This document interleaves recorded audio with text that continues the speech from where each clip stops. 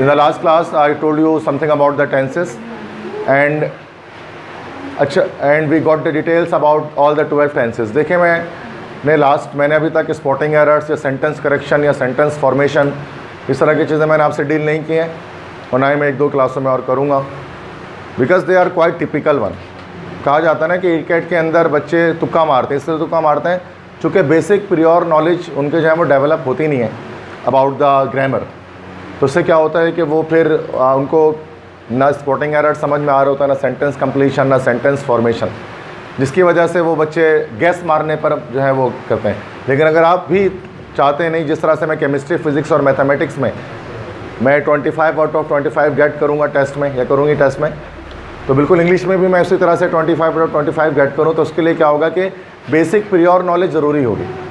ठीक है, हम केमिस्ट्री में तो बेस कॉन्सेप्ट बनाकर आगे बढ़ते हैं और उसके बाद MCQs को सॉल्व करने के लिए जाते हैं, लेकिन हम ग्रामर में ये काम नहीं करते हैं। हम ग्रामर में बजाय बेस कॉन्सेप्ट बनाने के हम डायरेक्टली क्या करते हैं कि वो सॉल्यूशन की तरफ आ जाते हैं। जिस तरह से केमिस्ट्री के कोई न्यूमेरिकल बिना कॉन्सेप्ट के नहीं हो सकते हैं ना, इस तरह से इंग्लिश के जो MCQs है विदाउट प्रियोर कॉन्सेप्ट के नहीं हो सकते। तो आज मैं एक और बेसिक कॉन्सेप्ट लेकर आया हूँ, आर्टिकल्स, जिसके MCQs भी डायरेक्टली बन सकते हैं, जो है 2 मार्क्स के MCQs इसके बनेंगे MD कैट के अंदर PMC सिलेबस के अकॉर्डिंग। और इसके अलावा यही आर्टिकल आपको काम आएगा आगे स्पॉटिंग एरर्स वगैरह में। जब आप एरर डिटेक्ट कर रहे होंगे सेंटेंस के अंदर ABCD 4 जगह पर एरर लगा हो, तो आर्टिकल का एरर है कि नहीं है, इसके लिए क्या होगा कि आपको जो है वो आर्टिकल्स पता होने चाहिए। स्पॉटिंग एरर का जो सवाल था ना, जो मैंने आपको GT में फर्स्ट क्वेश्चन दिया था, जिसमें 4 डैश लगे हुए थे, 5 डैश लगे हुए थे, ABCDE लिखा हुआ था उसके अंदर। And these are called the toughest question in entry test, spotting error. Because spotting error करने की नीयत से जब आप बैठोगे ना सवाल में, तो एट अ टाइम आपके कंडीशनल्स क्लियर होने चाहिए, आपके टेंसेस क्लियर होने चाहिए, आपकी वॉइस क्लियर होनी चाहिए, एक्टिव पैसिव, इस तरह से आपके प्रेपोजिशन क्लियर होने चाहिए, आपके आर्टिकल्स क्लियर होने चाहिए, आपके रिडंडेंसी क्लियर होने चाहिए, आपके पैरेलल स्ट्रक्चर क्लियर होने चाहिए। इस तरह से आपके फाइनली जो सब्जेक्ट वर्ब एग्रीमेंट है, इन सब के टॉपिक आपके क्लियर होने चाहिए। तब जाकर आप स्पॉटिंग एरर में एरर स्पॉट कर पाएंगे कि आ रहा कहाँ पर एरर है जुमले के अंदर। और अगर आपको ये चीज़ नहीं आती है ना, तो आप बस देखते ही रह जाएंगे जुमले को, और आपको ना इधर से समझ में आ रहा होगा ना उधर से समझ में आ रहा होगा कुछ, और आपको हर जुमला ही सही लग रहा होगा। तो ये स्पॉटिंग एरर्स नस्ट के लिए, NAD के लिए, MD कैट के लिए हर जगह पर ही इंपॉर्टेंट होते हैं और आपको उसको करना पड़ता है डिस्कस। तो आज मैं आर्टिकल्स के टॉपिक को लेकर आया हूँ। आर्टिकल्स क्या होते हैं, तो प्रियोर नॉलेज इसकी आपको इससे पहले थोड़ी बहुत है, AND क्रॉस इसको आर्टिकल्स कहते हैं। तो इनको आज मैं डिटेल में डिस्कस करूँगा, उसके बाद एक्सरसाइज एट द फाइनली हम इसको करेंगे। ठीक है, तो सबसे पहले तो आर्टिकल्स होते हैं क्या है पार्ट्स ऑफ स्पीच के अंदर। तो articles are actually adjectives. Articles खुद क्या होते हैं, आर्टिकल्स एडजेक्टिव्स होते हैं। एडजेक्टिव्स क्या होते हैं, adjective is a parts of speech. Article कोई 9th पार्ट्स ऑफ स्पीच नहीं है। Parts of speech are only 8, noun, pronoun, adjective, verb, adverb, preposition, interjection, conjunction. ठीक है, तो सिर्फ और सिर्फ 8 हैं पार्ट्स ऑफ स्पीच।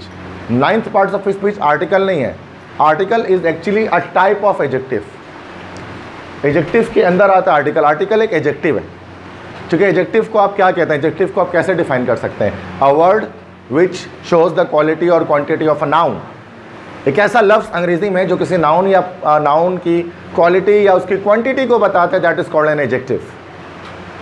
जैसे कि she is an intelligent girl, तो यहाँ पर intelligent is an adjective because intelligent क्या कर रहा है, वो गर्ल की क्वालिटी को बता रहा है। इस तरह से हम कह सकते हैं शी हैज़ मैनी बुक्स, उसके पास बहुत सारी किताबें हैं। यहाँ पर एडजेक्टिव क्या है, मैनी। ये मैनी जो है वो, ये शी हैज़ मैनी बुक्स, यहाँ पर मैनी भी एडजेक्टिव है बिकॉज ये इसकी क्वालिटी तो नहीं बता रहा किताबों की, लेकिन क्वांटिटी बता रहा है। आर्टिकल्स की जब हम बात करें, आर्टिकल्स हमारे पास ए होता है, एन होता है, दी होता है।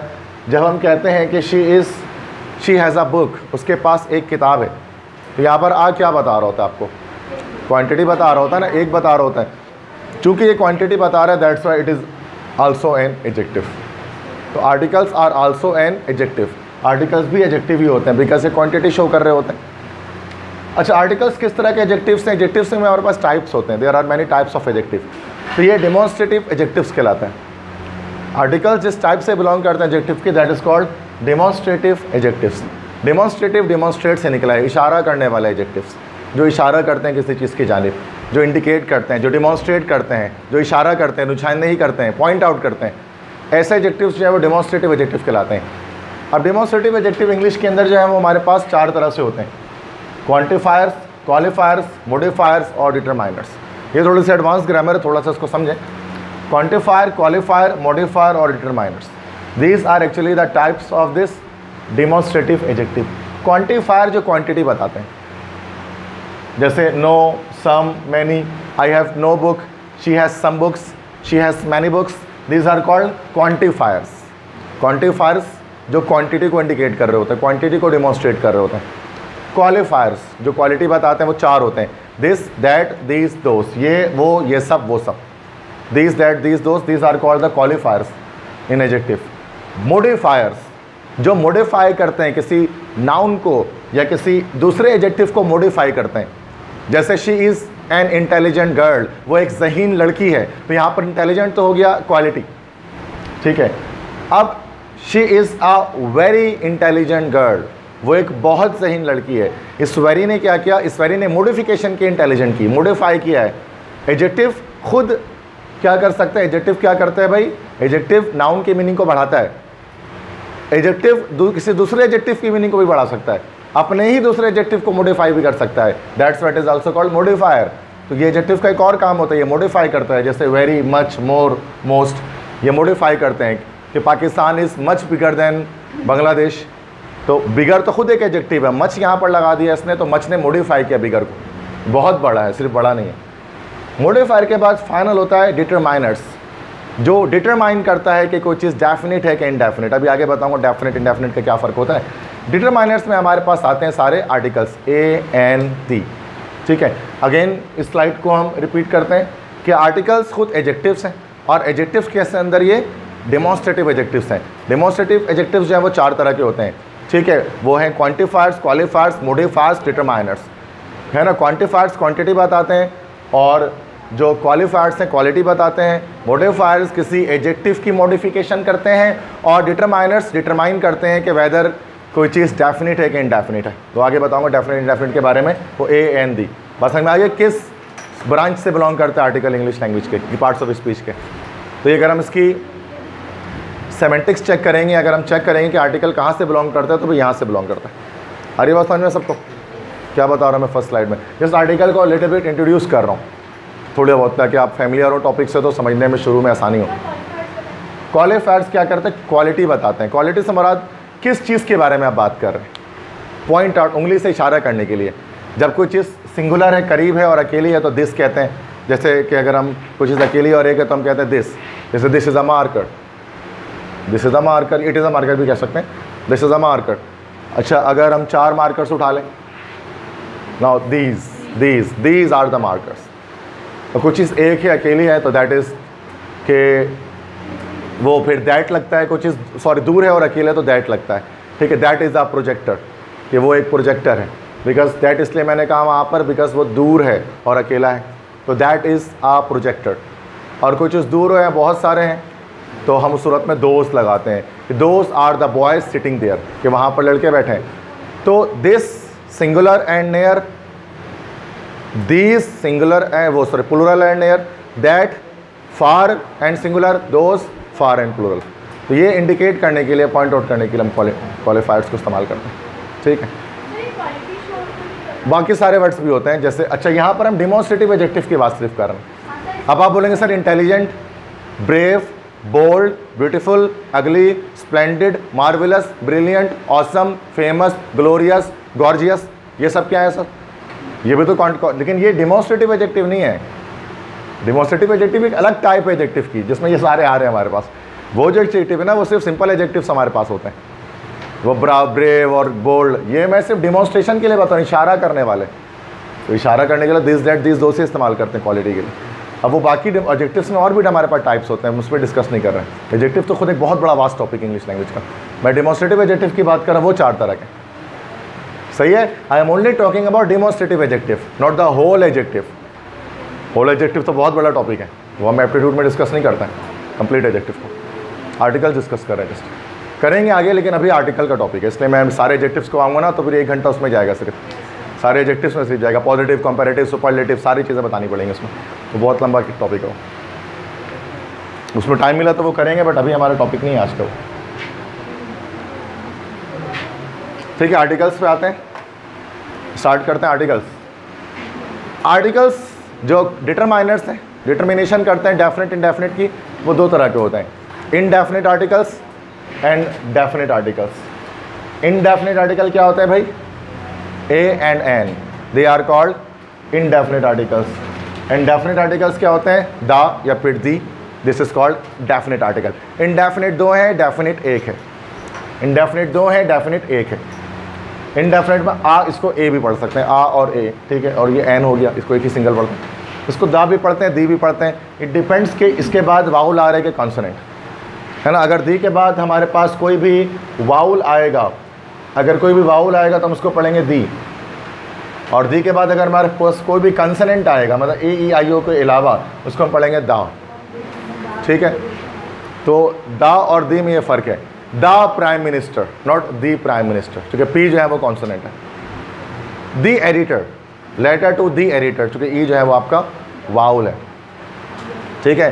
The children academy, it not be, should be the children academy, the because C is actually a consonant, so the children is a wrong word, the children is a good word।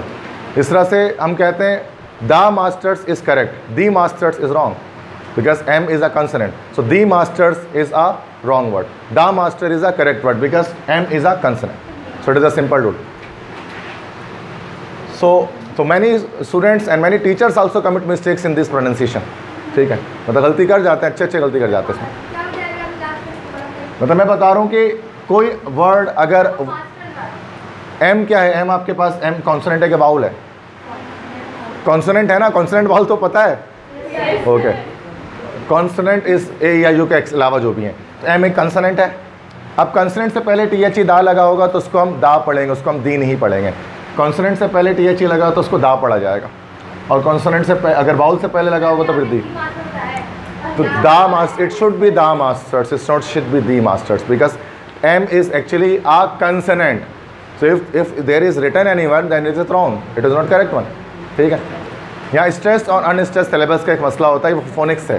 Phonetics हम language में discuss करते हैं, वो भी aptitude का topic नहीं है हमारे। अब उसको दा पढ़ने के दी एप्टीट्यूड में कोई काम नहीं आएगा, उसमें सिर्फ आपको ऑप्शन पे टिक करना है, ठीक है। तो वो जब इंग्लिश बोलेंगे then it will work for you. तो उस वक्त तो एन एम ए लगाते हैं ना, उसमें तो दा लगता ही नहीं है, वो तो क्या। अभी मैं सिर्फ दी के प्रोनाउंसिएशन पे बात कर रहा था, एक एक्स्ट्रा एक आपको जस्ट में एक कैप्सूल नॉलेज में आपको डिलीवर कर रहा था, छोटी सी, जो आपको काम नहीं आने वाली ज़्यादा। मैं बता रहा हूँ कि जस्ट ऐसा जब आप स्पीकिंग करेंगे तो ये चीज़ करनी पड़ेगी, सही है। आप वरना आप इसको दा पढ़ेंगे दी पढ़ें, लिटरली इससे कोई फ़र्क नहीं पड़ता एप्टीट्यूड लेवल में, क्योंकि आपको वहाँ ऑप्शंस को टिक करना है, वहाँ पर आपको परेशान नहीं होना है इस पर। इनडेफिनेट आर्टिकल, अच्छा दो वर्ड्स हैं, इसको जरा पहले समझना है, डेफिनेट और इनडेफिनेट से क्या मुराद है। इनडेफिनेट इसका मतलब होता है गैर मुअय्यन, जिसका तयन ना किया जा सके, जिसको तयन ना किया जा सके या जिसको आप जानते ना हो।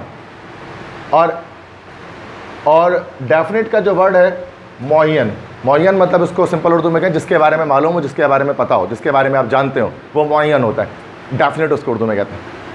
तो डेफिनेट जो आम हो, जो सबको पता हो, इनडेफिनेट जो सबको ना पता हो, ठीक है, जो गैर मुअय्यन हो। अब कोई भी चीज़ डेफिनेट इनडेफिनेट हो सकती है। Orangi town is definite for you because आप यहाँ पर रहते हैं, but New York is indefinite for you because आप वहाँ नहीं रहते, उसके बारे में ज़्यादा नहीं जानते। तो डेफिनेट जिसके बारे में आप ज़्यादा जानते हो, इनडेफिनेट जिसके बारे में आप ज़्यादा नहीं जानते। अब इसका जो रियल यूजेज है ना, ए एन और दा का, वो स्पीकिंग में आपके पास आता है, वो स्पीकिंग में आता है, वो रिटेन में नहीं आता। मतलब उसको आप एमसीक्यूज़ में आप उसके बारे में ज़्यादा डिटेल में बात नहीं कर सकते, ठीक है। जब हम उसके रियल यूजेजेस की तरफ जब हम जाएंगे, मिसाल के तौर पे जब हम बात करेंगे कि लाइक जब मैं ये चीज़ देखूंगा कि आ और दा लगाना है, तो जैसे कि मैं कहता हूँ कि आई हैव सीन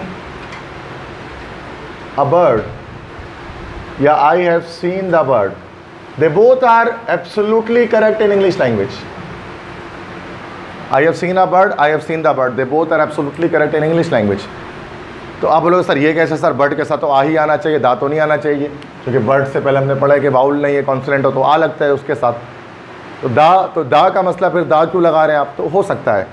या give me a pen, give me the pen, ये असल में डेफिनेट और इनडेफिनेट की बात है। मिसाल के तौर पे अगर मैं उसको 2-3 रियल लाइफ एग्जाम्पल से शो करूँ, लाइक अब ये रेड मार्कर एक है, ठीक है ना, ये रेड मार्कर मैंने इफ़ा को दिया, इसको तुम अपने ज्योमेट्री बॉक्स में डाल लो। हाँ ना, तो तभी तो कह रहा हूँ। अच्छा, अब मेरे पास रेड मार्कर की कमी है, मुझे दिखे ना, उसको बंद कर दो, तो फिर फ़ायदा नहीं है ना, डेफिनेट नहीं होगा, इनडेफिनेट नहीं होगा। अब ये मुझे इसके पास मार्कर मुझे नहीं दिख रहा ना, मेरे पास रेड मार्कर की कमी है, मुझे रेड मार्कर चाहिए, 3 मार्कर तो है मेरे पास, रेड नहीं है।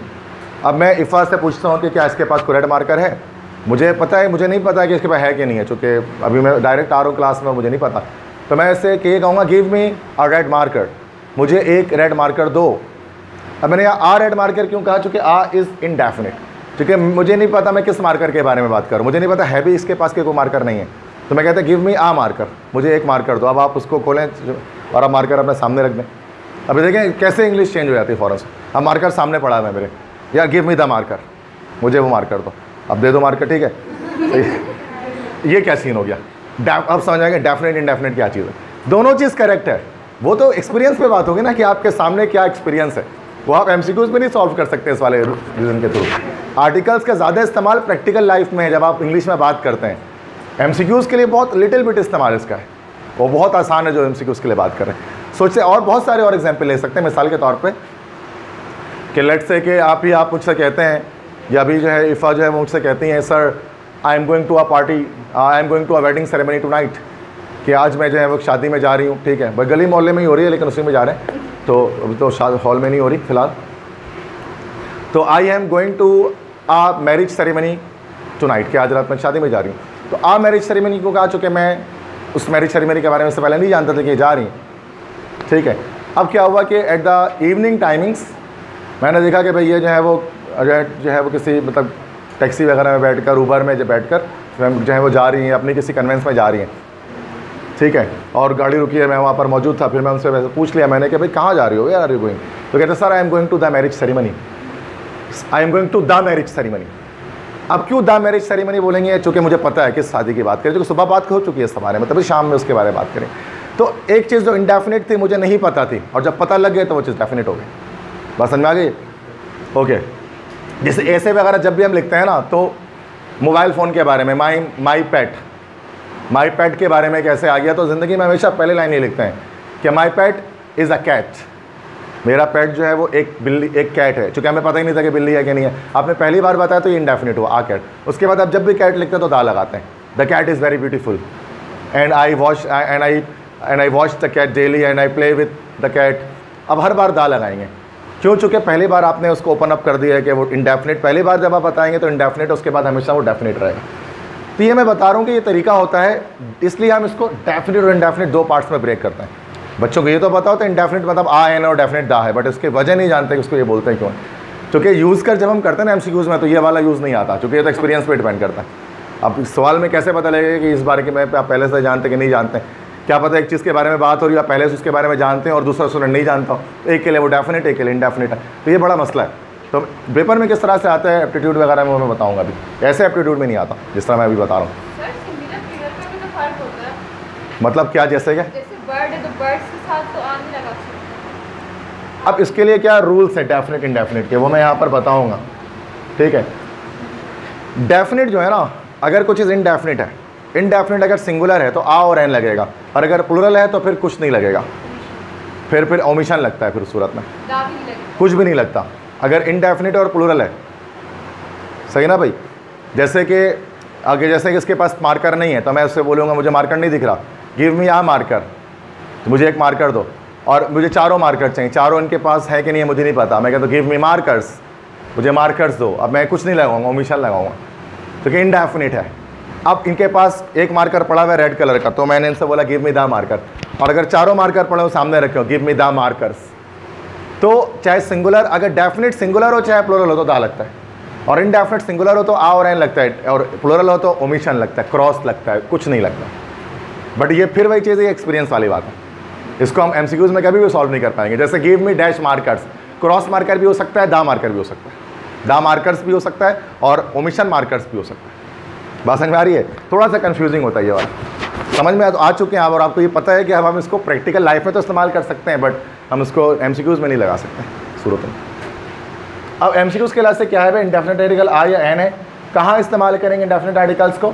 सिंगुलर कॉमन नाउन से पहले या पॉजिटिव डिग्री एडजेक्टिव से पहले आ और एन इस्तेमाल किया था। सिंगुलर कॉमन नाउन मतलब boy, girl, teacher, pen, pencil, हम उसको सूरत में आ और एन ही लगा रहे होते हैं। मतलब जब अगर केस एग्जाम में आ जाता है ना, हम उसको इंडेफिनिट ही ट्रीट करते हैं। हमारे ये रूल है, ये 9 क्लास से चला आ रहा है बचपन से, मतलब प्राइमरी सेकेंडरी लेवल से, कि जब पेन लिखा हुआ आता है ना तो आ पेन ही लिखा जाता है। ये रूल बना दिया गया है जस्ट, तो यहाँ पर उस रूल के तहत मैंने लिख दिया, वरना वो दा पेन भी हो सकता है, बट अगर इन केस आ जाए तो आप आ पेन ही लिखेंगे, गिव मी आ पेन, गिव मी दा पेन नहीं लिखेंगे। अगर आ चुके 9-10 में ऐसा हुआ है, ऐसे बहुत सारे MCQs आते हैं तो आ लगाना पड़ता है, दा नहीं लगा, दा लगाने पर कट जाता है। ठीक है, सिंगुलर कॉमन नाउन से पहले और पॉजिटिव डिग्री एडजेक्टिव से पहले। पॉजिटिव डिग्री एडजेक्टिव से मुराद ब्रेव, ब्यूटीफुल, इस तरह से intelligent, she is an intelligent girl, तो इंटेलिजेंट क्या है? पॉजिटिव डिग्री का एडजेक्टिव है। एडजेक्टिव्स तो पता है ना भाई, ये सिंपल एडजेक्टिव्स की बात कर रहा हूँ, क्वालिटी शोइंग वर्ड्स। और पॉजिटिव डिग्री आप जानते हैं, जैसे जिसमें ER और EST नहीं लगता, 3 डिग्री होती है ना, पॉजिटिव, कंपैरेटिव, सुपरलेटिव। तो सिंगुलर कॉमन नाउन से पहले भी आर्टिकल्स लगते हैं AN, और पॉजिटिव डिग्री एडजेक्टिव से पहले भी आर्टिकल्स लगते हैं A या फिर N। बात समझ में आ रही है क्या बता रहा हूँ? अच्छा, आ कब लगेगा और N कब लगेगा, इसके लिए रूल्स याद रख लें। मतलब आ लगेगा उस वक्त जब वर्ड कॉन्सोनेंट साउंड दे रहा हो, कंसोनेंट साउंड दे रहा हो, और एन कब लगेगा? जब वाउल साउंड दे रहा हो। वाउल साउंड और कॉन्सोनेंट साउंड को उर्दू में पहचानने का एक सिंपल तरीका होता है कि यस, अलिफ के साउंड की बात करते हैं। अगर अलिफ के साउंड अगर नहीं दे रहा तो फिर आ आएगा, वो फिर कॉन्सोनेंट साउंड होता है। और अगर अलिफ के साउंड आ रही होगी ना उर्दू में लिखते हुए, तो फिर उस सूरत में एन होगा, फिर वो वाउल साउंड होगा। मिसाल के तौर पर बॉय, तो बे का साउंड दे रही है तो आ बॉय। गर्ल, गाफ का साउंड दे रही है, आप उसको कॉन्सोनेंट साउंड समझ लो, जो अलिफ का साउंड ना हो वो कॉन्सोनेंट होता है इंग्लिश में। A girl. Table singular common noun है, a table. Teacher singular common noun है, आ टीचर। यूनिवर्सिटी, अब वाउल नहीं देखना है, वाउल साउंड देखना है, वाउल नहीं देखना है। आप बोलोगे सर यूनिवर्सिटी तो वाउल से स्टार्ट हो रहा है, मैंने कब बोला ऐसा कि वाउल से स्टार्ट होगा तो आप उस सूरत में आ लगाओगे? मैंने बोला कि अगर वाउल साउंड से स्टार्ट होगा तो एन लगाओगे, और कॉन्सोनेंट से स्टार्ट होगा तो सूरत में, कॉन्सोनेंट साउंड से स्टार्ट होगा तो फिर आ लगाओगे। कॉन्सोनेंट साउंड वो होता है जो अलिफ से शुरू नहीं होता। यूनिवर्सिटी अगरचे वाउल से स्टार्ट हो रहा है लेकिन साउंड इसका कॉन्सोनेंट है। यूनिवर्सिटी ये से स्टार्ट हो रहा है, लिखेंगे अगर यूनिवर्सिटी, इसलिए a university. I am going to, I have taken admission in a university of Karachi. A university, an university नहीं होता। यूनिट में भी लिखोगे तो a unit, a universal truth. समझ में आ रही बात? तो आ लगेगा यूनिवर्सिटी के साथ। One eyed man, a one eyed man, एक आँख वाला शख्स, दज्जाल वगैरह जैसे कुछ भी। ए वन आइड मैन, एक आँख वाला शख्स।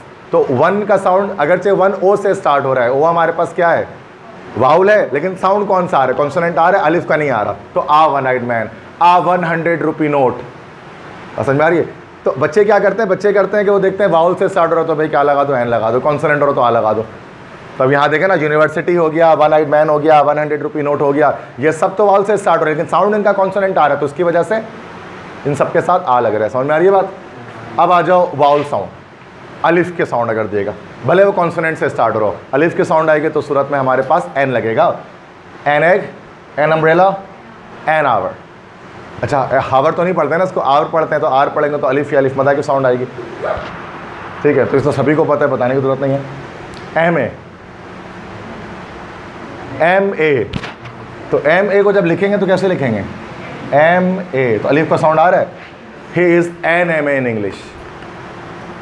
एन एम ए, माँ तो नहीं पढ़ते हैं ना इसको, मीम का साउंड तो नहीं है, एम ए पढ़ते हैं ना, तो अलिफ का साउंड आ रहा है तो एन। अच्छा, बी ए होगा तो a B A. He is a B A in English and an M A in mathematics. बस समझ आ रही है? आ बी ए होता है और एन एम ए होता है। बी ए के साथ आ क्यों लगता है? बे का साउंड आ रहा है। एम ए के साथ एन क्यों लगता है? अलिफ का साउंड आ रहा होता है। क्लियर है बात? समझ में आ रही है? यहाँ तक जो स्लाइड में यहाँ तक बात मैंने की समझ में आई इंडेफिनिट आर्टिकल की, फिर से बता, रिपीट कर दे रहा हूँ ताकि मैंने दोबारा आए। आर्टिकल्स दो हैं, इंडेफिनिट, डेफिनिट। इंडेफिनिट आर्टिकल कहाँ लगता है? पॉजिटिव डिग्री एडजेक्टिव से पहले और सिंगुलर कॉमन नाउन से पहले। अगर वो वाउल साउंड दे रहा हो, मतलब अलिफ का साउंड दे रहा हो तो एन लगेगा, और अगर कॉन्सोनेंट साउंड दे रहा हो, अलिफ का साउंड ना दे रहा हो तो आ लगेगा। बस दैट्स इट, क्लियर। आ जाओ अब यहाँ पर डेफिनेट आर्टिकल दी। अब दी का इस्तेमाल बहुत कॉम्प्लेक्स है, बड़ा पेचीदा है, वहाँ पर हम कुछ नहीं बोल सकते हैं कि क्या सिचुएशन है। यहाँ वहाँ ये डिस्कशन वाला है। जब आर्टिकल पढ़ने के लिए बैठता है ना बच्चा, या जब टीचर पढ़ाने के लिए खड़ा होता है तो उसका मकसद यही होता है कि हम दी पढ़ाएंगे आज। ये कोई नहीं पढ़ाता है, नहीं पढ़ने ज़रूरत ही नहीं है इसको पढ़ने की, ये तो 1 क्लास से पढ़ते हुए आ रहे हैं, और 1 क्लास से समझ में भी आ रही है, लेकिन ये 1 से लेकर अब तक समझ में नहीं आता। दा, सबसे ज़्यादा मसला दा लगाने में आता है। हर जगह आ और एन, दा तो ऐसा लगता है हर जगह फिट हो रहा होता है, ऐसा लग रहा है जहाँ दा लगा दो वहाँ फिट हो रहे हैं, यहाँ लगा दो। दा एक ऐसा यूनिक वर्ड है, सबके साथ दा लगा दो, ठीक है। तो ये ऐसा करते हैं नॉर्मली स्टूडेंट्स के दा हर जगह फिक्स होता है। तो हम इस दा के बारे में डिस्कस करेंगे कि दा कहाँ लगाते हैं। दा के 2 इस्तेमाल आते हैं। कुछ स्पेसिफिक प्रॉपर नाउन से पहले दा लगाते हैं, पहला इस्तेमाल ये है। कुछ स्पेसिफिक, सारे नहीं, सारे लगाते तो टेंशन ही खत्म हो जाती, 5 मिनट में क्लास खत्म करके घर चले जाता। कुछ स्पेसिफिक प्रॉपर नाउन से पहले दा लगाते हैं। और दूसरा कुछ ग्रामेटिकल यूजेजेस हैं, ग्रामर के स्ट्रक्चर्स के अंदर भी कहीं कहीं पर दा लगा रहे होते हैं। ये 2 इस्तेमाल जब आप समझते हो तो आपको दा 100% क्लियर होता है कि दा कहाँ कहाँ इंग्लिश लैंग्वेज में लगाया जाता है। बस समझ में आ रही, क्लियर है? लिखना चाहते हो कुछ? टाइम चाहिए तो मैं स्टॉप करता हूँ, ठीक है। साथ साथ मेरा सॉल्व करें, आप मुझे बताएं आंसर। डेस्क है, क्या लगेगा डेस्क से पहले?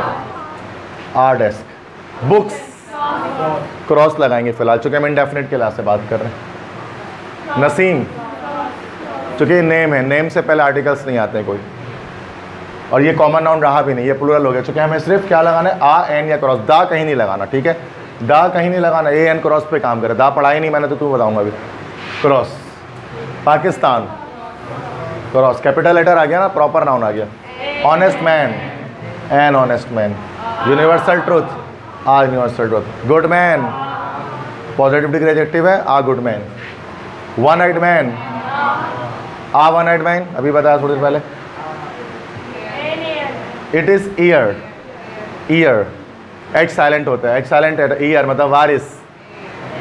N heir, she is an heir of her fathers property, ठीक है, ईयर वारिस। टीथ, क्रॉस, बिकॉज प्लूरल है, tooth is singular, teeth is plural. Formula है क्रॉस, बिकॉज ई आ जाता है लास्ट में, दैट इज अ प्लूरल, ठीक है। बिल, हाँ bill, bills, cross, because it is a plural. Bill, cross, because it is a name, Bill Gates. B capital हो गया ना, तो ये बिल नाम हो गया, बिल गेट्स, बिल क्लिंटन, ऐसा कोई नाम हो गया। S H O, an S H O, चूँकि अलिफ का साउंड दे रहे हैं, S S H O. F S C, an F S C. FIFA match, अच्छा ये इस तरह से अगर आ जाएं, अच्छा देखो ये जो है ना बच्चों, ये एस एच ओ और एफ एस सी, ये क्या कहलाता है? इनको हम लोग क्या बोलते हैं? They are called abbreviations. ये हमारे पास एब्रीविएशंस हैं, ये हमारे पास एब्रीविएशन है, ठीक है। तो ये एब्रीविएशन क्या होता है? शॉर्ट फॉर्म्स होते हैं, ठीक है। These are abbreviation. ये भी एब्रीविएशन है, federation of international football association, जैसे नेक्स्ट ईयर होगा कतर में, फीफा 2022। FIFA, जैसे कि उसको FIFA कोई नहीं बोलता कि यार वो गेम बड़ा आया हुआ है, FIFA गेम बड़ा चल रहा है। अरे फीफा गेम चल रहा है, फीफा 2020 खेला है, बड़ा बेहतरीन है, तो फीफा होता है ये। तो इस तरह की अगर शॉर्ट फॉर्म को अगर हम शॉर्ट फॉर्म को क्या करें,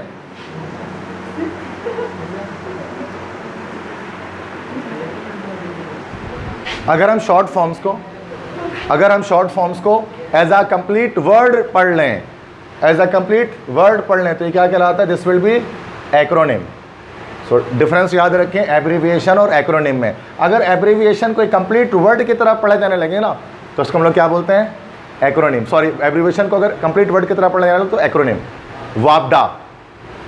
वापडा एक एक्रोनिम है, WAPD होता है, water and power development authority, लेकिन वापडा बोलते हैं। बहुत सारे हमारे और भी उसमें होंगे ऐसे, और कौन से डिपार्टमेंट्स हैं जिसको हम डायरेक्ट वर्ड की तरह पढ़ लेते हैं? नादरा को लड़की नहीं है, नेशनल वो डेटाबेस जो है ना, वो उसको नादरा कहते हैं, NADRA, पूरी फुल फॉर्म उसकी है, नेप्रा है ना। और भी नैब, नेशनल अकाउंटेबिलिटी ब्यूरो, नैब पढ़ते हैं, NAB, लेकिन कैनाप, कराची न्यूक्लियर पावर प्लांट, कैनाप के एक्रोनिम है। बहुत सारे एक्रोनिम आपको, SSGC ये नहीं है, सुई साधारण गैस कंपनी, वो एक एब्रीविएशन है। हाँ, सार्क है, यस। मोसाद, मोसाद जो इसराइल की जो है वो एजेंसी है सीक्रेट, मोसाद, वो हमारे पास एक्रोनिम है। KGB रशियन एजेंसी है, KGB एक एब्रीविएशन है। ISI ये एब्रीविएशन है। इसरा इंडिया में रॉ ये एक्रोनिम है, RAW research analysis wing, raw. ठीक है, ये सब बातें नहीं करनी चाहिए वैसे। ठीक है, तो ये यहाँ पर मैं बता रहा था कि एक्रोनिम है और इस तरह से हमारे पास समझ गए। तो फीफा पढ़ेंगे जब इसको तो फे का साउंड दे रहा है ना, तो क्या होगा, a FIFA match, I am watching a FIFA match. An FIFA नहीं कहेंगे हमने, तो ये एफ हो गया तो अलिफ का साउंड आ रहा है, नहीं पढ़ते कैसे ये देखा जाएगा। फीफा पढ़ा जाएगा तो फे का साउंड आ रहा तो आ लगेगा। Clear. NATO soldier, it is NATO। NATO forces का नाम सुना होगा, नॉर्थ एटलांटिक ट्रीटी ऑर्गेनाइजेशन, तो a NATO soldier. BSc, a BSc। Ugly women, an ugly women. Clear है, simple. I don't think so कि आप इसको लिखना चाहते होगे। ठीक है, बहुत बेसिक है, साथ साथ समझ में आ गया। इसको याद रखना है, भूलना नहीं है। आप इसको लिखें ना कॉपी में, लेकिन इसको याद जरूर रखें रूल्स क्या है, क्योंकि इतने मुश्किल भी नहीं है कि लिखा जाए कॉपी में और इतने आसान भी नहीं है कि भूला जाए उसको। ठीक। अच्छा, ये थोड़ी सी एक चीज़ आगे मैं जो है ना वो कराऊंगा। आज सुबह जब मैं लेक्चर्स को इसको तैयार करा तो मैंने बोला कि यार चूँकि कुछ अब जो है ना कुछ प्रॉपर नाउन से पहले में स्टार्ट करेंगे ना, तो प्रॉपर एक स्लाइड पीछे कर दो, वो तो मिटा दिया वैसे मैंने आंसर। बोलो। प्रॉपर नाउन है, बिल्कुल। P कैपिटल दिख रहा है, प्रॉपर नाउन होगी। कैपिटल लेटर से प्रॉपर नाउन स्टार्ट होते हैं, स्मॉल लेटर से कॉमन नाउन से स्टार्ट होते हैं। लेकिन कौन से ऐसा प्रॉपर नाउन है जो स्मॉल लेटर से स्टार्ट होता है? ऐसे प्रॉपर नाउन्स बताइए जो स्मॉल लेटर से स्टार्ट होता है। कोई दो या कोई एक प्रॉपर नाउन होगा लेकिन कि स्मॉल लेटर से स्टार्ट होगा। दुनिया में एक दो ही वर्ड हैं ऐसे। ठीक है, तो एक वर्ड हमारे पास है आईफोन। आई हमेशा छोटा लिखा आएगा, देखने में अजीब लगेगा, ये क्या सीन है, दुनिया में ऐसा कोई वर्ड आपको नहीं मिलेगा आईफोन जैसा। आई छोटा होगा, पी बड़ा होगा उसका, वरना हमेशा स्टार्टिंग है सैमसंग कैस बड़ा होगा, लाजमी कुछ भी हो जाए। हाँ नहीं, आईफोन से पहले नहीं लगेगा। जैसे I have bought an iPhone, an लगेगा वैसे इसमें, लेकिन यहाँ पर यहाँ अगर हम देखें तो आई स्मॉल है। ठीक है, आई मैक, आई पॉड है ना, इस तरह से आई के जितने भी हमारे पास होते हैं, आई पैड, इन सब का आई स्मॉल होता है। ठीक है, इस तरह से जब जो नेम हम लिखते हैं किसमें, फ्रेंच नेम्स जब हम लिखते हैं तो उसका डी स्मॉल लिखते हैं। ये भी याद रखिएगा, फ्रेंच नेम्स का डी जो होता है ना तो वो हमेशा स्मॉल होता है। AB डिविलियर्स, बता न नाम है ये, डिविलियर का नाम सुना होगा, ऐसा लिखा होता है डी विलियर्स। अजीब सा लगता है लिखा हुआ, टी शर्ट में भी ऐसे लिखा होता है, डी छोटा और विलियर बड़ा सा, तो बोले डी भी डी बड़ा लिख देते हैं। डिविलियर, क्वांटन डिकॉक, डुप्लेसी, ये सब देखोगे सबका छोटा लिखा होता है, DU सब छोटा होता है।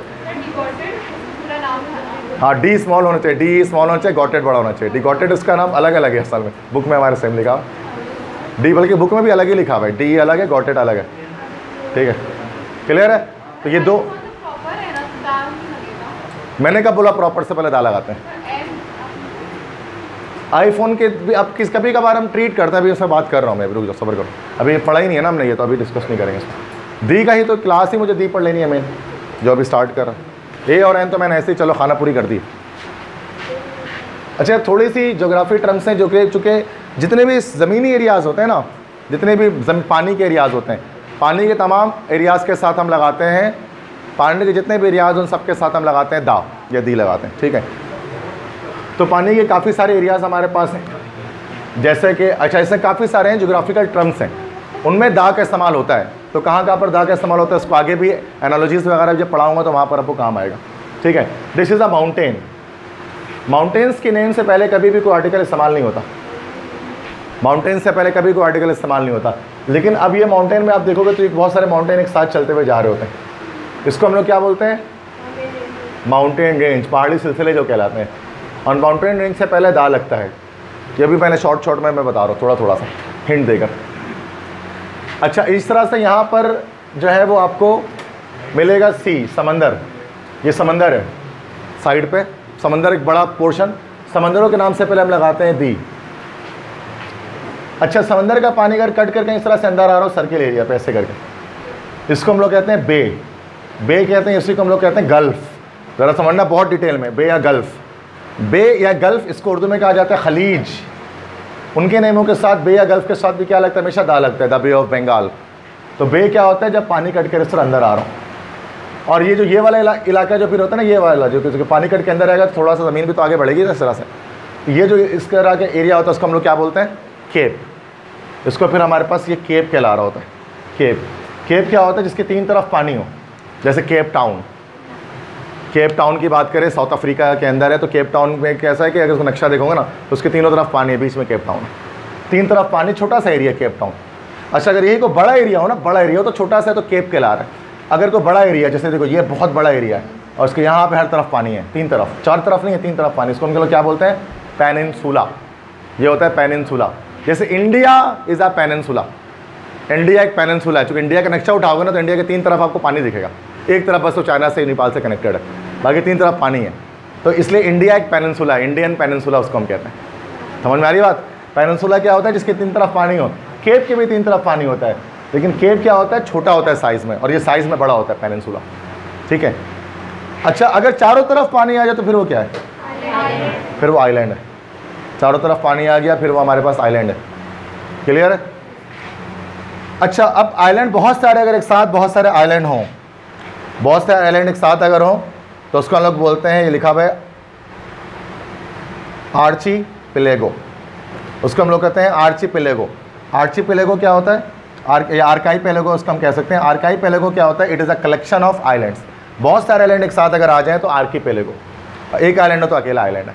जैसे द सॉलिटरी रीपर के अंदर था Hebrides, among the farthest Hebrides. So Hebrides is an archipelago on the northern side of UK, है ना, यूके के नॉर्दर्न साइड पर पोलर रीजन्स की तरफ। वो बहुत सारे जो है वो वीरान, कह लो कि वीरान किस्म के आइलैंड्स हैं, जजीरे हैं, उनको हेब्रिडीज कहा जाता है। हेब्रिडीज इज एन एग्जाम्पल ऑफ आर्कीपेलेगो। आर्कीपेलेगो क्या है, collection of islands. Indonesia, Indonesia is an archipelago because Indonesia is actually a collection of many islands, है ना, जावा, बोर्नियो, सुमात्रा, जकार्ता, बहुत सारे आइलैंड से मिलकर वो बनता है। तो आर्कीपेलेगो सब हेब्रिडीज एक आर्कीपेलेगो का नाम है। जैसे आइलैंड है ना, आइलैंड का नाम है Manora island, it is in Karachi. Bhit island है ना भाई, मुबारक वैलेज। तो these are actually the islands. Islands के नेम भी तो हो सकते हैं ना। श्रीलंका एक आइलैंड है, चारों तरफ पानी है। मालदीव आइलैंड है, आइलैंड्स इसके चारों तरफ पानी। तो आइलैंड का नाम है, इस तरह आर्कीपेलेगो का नाम है हेब्रिडीज। जैसे कि पेनिनसुला का नाम है Indian peninsula, Iberian peninsula. Cape का नाम है केप टाउन। मतलब ये तो मैं कॉमन नाउन्स की बात कर रहा हूँ, उसके प्रॉपर नाउन में आएंगे तो नाम आएंगे उसके अंदर बहुत सारे। गल्फ और बे, पानी जो है ना, ये समंदर का पानी है, देखो ये कटते हुए अंदर आ रहा है ज़मीन में इस तरह से। मतलब पानी का ऐसा खित्ता जो 3 तरफ खुश्की से घिरा हो, वो कहलाता है गल्फ या बे। और खुश्की का ऐसा हिस्सा जो 3 तरफ से पानी से घिरा, उसको हम लोग क्या बोलते हैं, पेनिनसुला या केप। क्या बे को क्या बोलते हैं, भंवर। भंवर किसको बोलते हैं, भे नून वावर है भंवर नहीं, भंवर तो टॉर्नेडो होता है। इट इज अ टॉर्नेडो जो वाइंडिंग एयर होती है घूमती, भंवर उसको बोलते हैं। साइक्लोनिक जो उससे बनता है। बिल्कुल ज्योग्राफी नहीं पढ़ना भाई, इतना डिटेल में नहीं जाओ उसके, थोड़ा सा मुझे बताना है बस। बीच क्या है, बीच तो साहिल समंदर बीच है, ये बीच कहलाता है ये। ठीक है। अच्छा, इसके अंदर फिर आपके पास समंदर के आसपास बहुत सारे दलदली इलाके होते हैं, इसको हम क्या कहते हैं, मार्श कहते हैं, या मार्शी एरियाज कहते हैं। मीथेन गैस वगैरह जहाँ से निकलती है, दलदली इलाके होते हैं, मार्श कहलाता है ये। ठीक है। अच्छा, और देखो, अगर समंदर का पानी कहीं से पतले से रास्ते से निकल के आ रहा हो तो उसको कहा जाता है strait, STRAIT, strait, strait of Gibraltar. Strait क्या करता है, 2 हिस्सों को अलग करता है। ये अलग हो गया पूरा पोर्शन, ये अलग हो गया, और ये बीच से समंदर का पानी आ रहा है। स्ट्रेट ऑफ जब्राल्टर है जो कि अफ्रीका को यूरोप से अलग करता है, स्पेन और अल्जीरिया के मकाम पर। अगर आप नक्शा उठाओगे तो, CSS की क्लास नहीं हो रही तो मैं उस पर डिटेल में नहीं जा रहा। इस तरह से आप बेरिंग स्ट्रेट है, बेरिंग स्ट्रेट रशिया और अमेरिका को अलग करता है। अमेरिका का अलास्का वाला पार्ट, जो अलास्का वाला पार्ट, और जो है वो रशिया का कोने वाला पार्ट, आप देखोगे नक्शे में कभी एकदम चिपका होता है आपस में, थोड़ा सा बीच में पानी का एरिया जा रहा होता है, उसको एक बेरिंग स्ट्रेट लिखा होता है। स्ट्रेट क्या है, एक ऐसा पानी का खित्ता जो 2 लैंड को अलग करता हो, that is called a straight. Straight को उर्दू में आबनाई कहते हैं, उर्दू वैसे छोड़ दो। आप छोड़ो, उर्दू बहुत मुश्किल होता है, छोड़ो। चैनल। अच्छा, अगर कोई पानी का चौड़ा खित्ता हो जो दो पोर्शन को अलग करे, पतला खित्ता अलग करे तो स्ट्रेट है, और चौड़ा सा खित्ता अगर अलग करे तो that is called a channel. उसको हम चैनल कहते हैं। जैसे सबसे मशहूर था इंग्लिश चैनल। इंग्लिश चैनल क्या करता है, जो यूके है ना, बरतानिया, उसको मेनलैंड यूरोप से अलग करता है, that is English channel. Straight और चैनल में फ़र्क सिर्फ साइज़ का है। स्ट्रेट साइज़ में पतला होता है और ये वाइड होता है, चैनल वाइड होता है, बस बाकी सब सही। फॉरेस्ट तो जंगल होते हैं, आपको पता है, जहाँ दरख्त बहुत सारे हों। लेक किसे कहते हैं? लेक मतलब होता है झील। झील से पहले कोई आर्टिकल नहीं लगता, लेक होता है झील। झील क्या होता है? पानी का वो खित्ता जो कि चारों तरफ से ज़मीन से घिरा हो, वो हमारे पास लेक कहलाता है, झील कहलाता है। वो इंक्लोज्ड बाउंड्री ऑफ वाटर होती है। वो जैसे समंदर में कोई बाउंड्री नहीं होती, वो दूर तक इनफाइनाइट जा रहा होता है, बहुत लंबे अरसे तक दुनिया के इनकम पास कर रहा होता है। लेकिन जो लेक है वो उसकी एक फिक्स डिफाइंड बाउंड्री होती है चारों तरफ से। किंजर लेक जैसे कि सिंध के इंटीरियर में ना, बिल्कुल बीच में बना है, चारों तरफ से ज़मीन है उसके, तो लेक इसको हम कहते हैं। अच्छा, लेक का छोटा भाई, मतलब लेक का छोटा साइज़ अगर हो जाए तो सस्ते में अगर लेक अगर देखोगे तो फिर क्या है वो? पॉन्ड। पॉन्ड क्या होता है? तालाब, छोटे साइज़ में होता है। पॉन्ड और लेक में थोड़ा सा फ़र्क है, साइज़ का फ़र्क है। जैसे मैं फ़र्क बता रहा हूँ अलग अलग तरह से आपको। अच्छा, वैली किसे कहते हैं? वादी। दो पहाड़ों के बीच में जो एरिया होता है ना, दो पहाड़ है और दो पहाड़ के बीच का जो एरिया होता है उसको हम लोग कहते हैं वैली, वादी। दो पहाड़ों के बीच का इलाका वादी कहलाता है, वैली कहलाता है। सॉलिटरी रीपर जो गा रही थी ना, रीपर, वो वैली में गा रही थी, और वो वर्ड्स जो थे वो पहाड़ पर चढ़ रहे थे। O listen for the well profound is overflowing with the sound. या सुनो कि जो वादी है गहरी, वो आवाज़ से गूंज रही है सॉलिटरी रीपर की, तो वो वादी होती है, दो पहाड़ों के बीच का एरिया। हिल और माउंटेन में क्या फ़र्क है भाई? थोड़ा सा फ़र्क है। हिल जो है वो छोटे साइज़ का होता है, पहाड़ी, और ये पहाड़ छोटे साइज़। जैसे कंगा और कंगी में जो फ़र्क है, अभी पहाड़ और पहाड़ी में फ़र्क है, ठीक है। गंगा बड़े साइज़ को तो कंगी छोटी होती है, इस तरह से पहाड़ बड़ा होता है, पहाड़ी छोटी। ये छोटी, ये आ गया तो छोटी हो गई, फीमेल मतलब। तो ये हिल हो गया। प्लेन किसे कहते हैं? मैदान, मैदानी इलाका, प्लेन। अच्छा, अगर यहाँ पर आओगे तो डेजर्ट। डेजर्ट क्या होता है?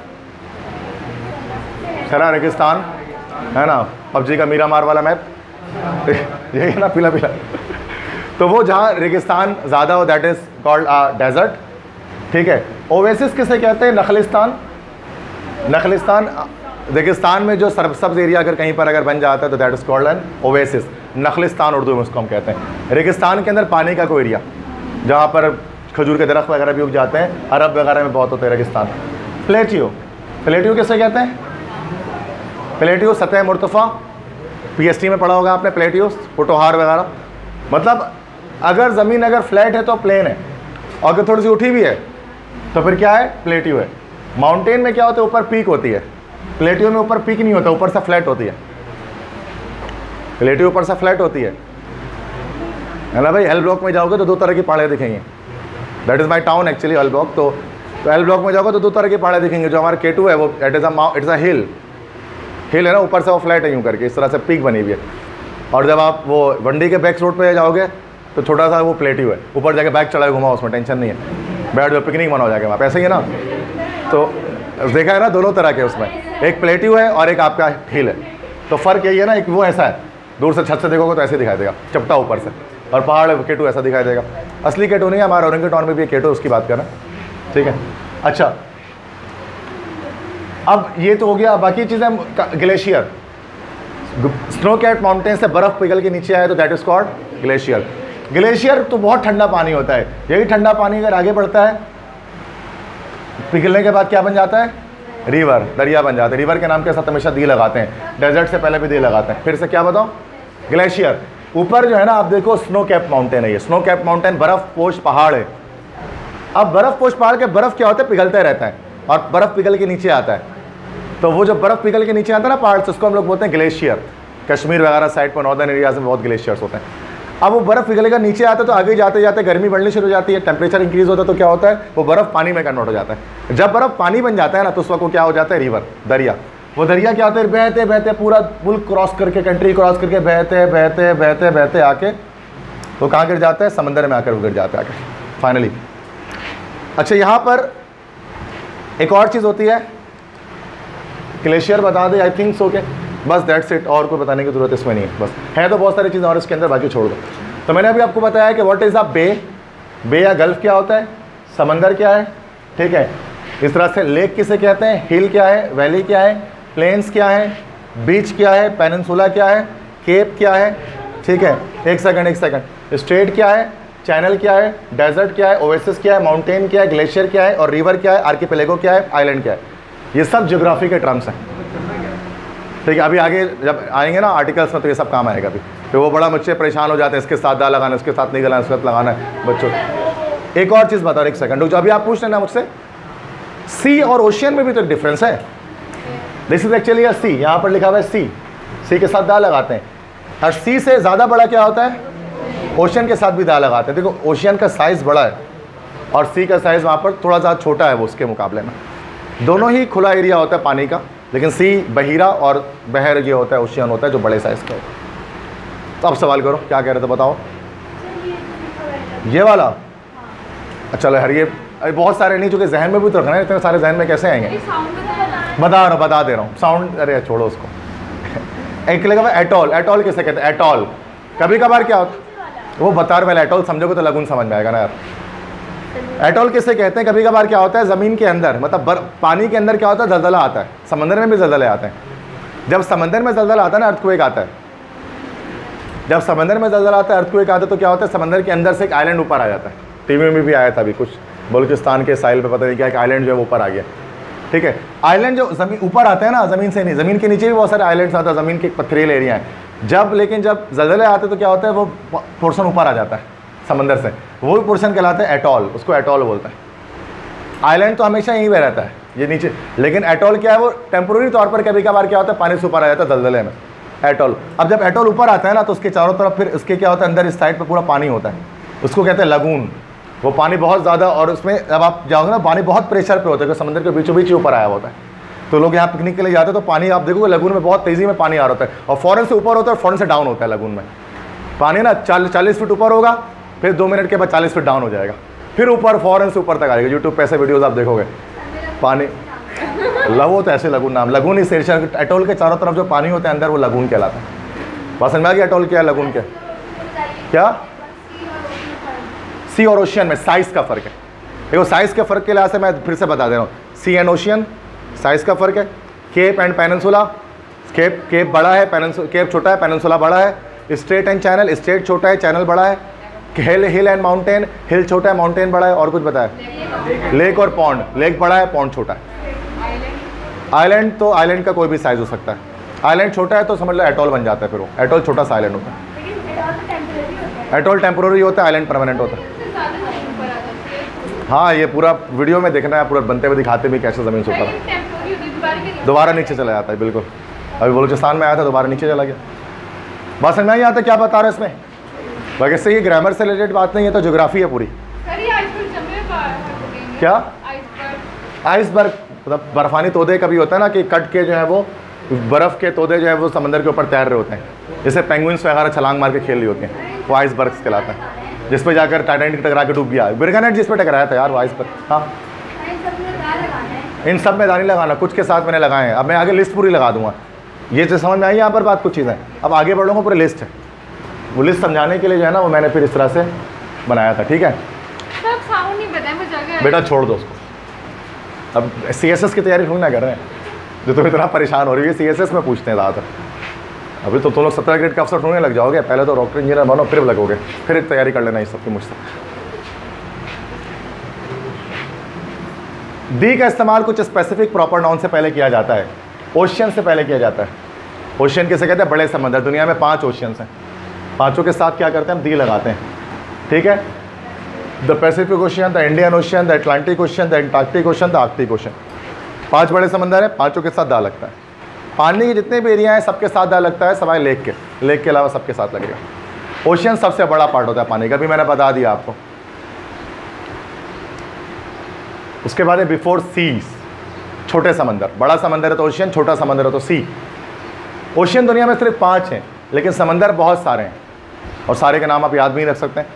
कुछ समंदरों का नाम मैंने लिख दिया है जिसके साथ दा लगेगा, जैसे द अरेबियन सी कराची में जो है, द डेड सी बहर मुर्दार जॉर्डन में, द डेड सी सऊदी अरब में, द ब्लैक सी रशिया में, द येलो सी चाइना में, द कैस्पियन सी ये टर्की में, द बाल्टिक सी ये यूरोप के अंदर मौजूद है। द एड्रियाटिक सी, ये आपके पास जो है वो बोस्निया वगैरह के आसपास मौजूद है। द मेडिटेरेनियन सी, ये अफ्रीका को यूरोप से अलग करता है। द एजियन सी, ग्रीस के आसपास मौजूद है। सबके नाम नहीं याद रखे, मैं ये बताना चाह रहा हूँ कि दी लगता है रिवर्स के नेम से पहले। कोई भी दरिया दुनिया में, सॉरी रिवर्स कह रहा हूँ, सीज के नेम से पहले कोई भी समंदर दुनिया में उनके नाम से पहले हम दी लगाएंगे, कोई एक्सेप्शन नहीं है इसमें। अब सारे नाम नहीं, ईटीसी लगा दिया मैंने, यहाँ ईटीसी नहीं लगा, यहाँ ईटीसी लगाया, चूँकि एक्सेट्रा है ये। और भी समंदर है दुनिया में, क्योंकि समंदर छोटे साइज़ के ना तो बहुत सारे, अब ओशियन बड़े हैं तो कम कुछ ही हैं, ज़्यादा नहीं है। सही है। तो कराची में जो है ना that is a sea, Arabian sea. India में जो है वो that is ocean, Indian ocean. ठीक है। और बांग्लादेश में जो है वो दोनों ही नहीं है। बांग्लादेश में बे ऑफ बंगाल, खलीज बंगाल जिसको बोलते हैं। नक्शा अगर आपने देखा होगा ना, आप ये सब आपको दिखेगा उसके। नेक्स्ट है पानी का और एरिया, रिवर, दरियाओं से पहले दा लगाते हैं। अब दरिया जितने भी हैं, दरिया भी बहुत सारे दुनिया में भाई हैं, कुछ 4-5 नाम याद रख लो, बहुत है। द इंडस, पाकिस्तान, कराची मतलब पाकिस्तान में देखा जाए तो 5 दरिया तो पंजाब में मिल जाएंगे आपको। द इंडस है, द रावी है, ये पंजाब के दरिया है, इंडस तो पूरे पाकिस्तान में बहता है। द गैंगेस इस दरिया गंगा, ये इसका मतलब मुबारक दरिया मानते हैं इंडियंस उसको, बनारस वाराणसी में हुआ मौजूद। The Nile, the big longest river in Africa and the whole world. The Danube, longest river of Europe. The Amazon, South America में सबसे बड़ा दरिया, सेकंड लार्जेस्ट रिवर भी कह सकते हैं, अमेजॉन। ये अमेजन जो है वो एक इसके नाम से, अमेजन के नाम से हमारे पास दैट इज़ एक्चुअली या सॉफ्टवेयर भी है जिसमें चीज़ें खरीदते और बेचते हैं, वरना अमेजन असल में क्या है, वो एक दरिया है साउथ, जो ब्राज़ील वगैरह में बहता है। एनाकोंडा, बड़े बड़े अजदा वगैरह वहाँ पर होते हैं। ठीक है। और बड़ा रेन फॉरेस्ट है, बहुत डेंस, अमेजॉन रेन फॉरेस्ट, नाम सुना होगा आपने अमेजॉन। आग भी लगे थे कुछ दिनों पहले उसमें। द चनाब पंजाब में, द सतलज पंजाब में, द बियास पंजाब में। द जहलम, ये भी कश्मीर से बहते हुए आता है, दरियाई जहलम। द मिसिसिपी रिवर, ये आपने यूएन में पढ़ा होगा, ओहायो रिवर, मिसिसिपी रिवर। ये मिसिसिपी रिवर अमेरिका में, मिसिसिपी रिवर, वो आपने द यूएन फर्स्ट टाइम में पढ़ा होगा उसके बारे में। मतलब कि जो टूर यूएन ने जो टीम बनाई थी, उन्होंने विजिट किया था अमेरिका में मिसिसिपी और ओहायो रिवर का। तो मिसिसिपी रिवर, स्क्योटो रिवर, सेकेंडरी में कोर्स रिड्यूस हो गया हमारा, शायद गर्ल्स में मैंने पढ़ाया है वो, the day the dam broke, उसमें रहमत चौक कैंपस में पढ़ाया, माम कॉलोनी में नहीं पढ़ाया, चूँकि रिड्यूस हो गया। तो वहाँ पर हमने पढ़ा था ना, वो दरिया जो थी उसका नाम था द स्क्योटो रिवर, जो कोलंबस सिटी के अंदर मौजूद था, वरना ये रिड्यूस सिलेबस का पार्ट है। The day the dam broke, वो भी दरिया का तस्करा था ना उसके अंदर, डैम हैज़ ब्रोकन वाला। जितने भी दरिया दुनिया में सबके साथ दा लगता है, अब ज़रूरी है सारे याद हो, 4-5 भी याद हो, बहुत पक्का। पाकिस्तान के 5 याद कर लो, दैट्स इट। ठीक है, क्लियर है। ये आपकी नॉलेज पर, ये तो जीके है ना आपकी, अब आपको कितना पता हो सकता है, जो जगह तो बहुत सारे हैं।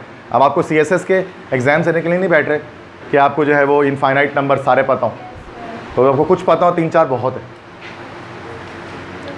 बिफोर कैनाल्स, कैनाल से पहले दा लगाते हैं। रिवर और कैनाल में क्या फ़र्क है भाई, ये भी साइज़ का फ़र्क है, रिवर बड़ा होता है, कैनाल छोटा होता है, नहर जिसको बोलते हैं। द स्विस कैनाल, अच्छा कैनाल के बारे में, ये कैनाल बनाया जाता है और रिवर नेचुरल होता है।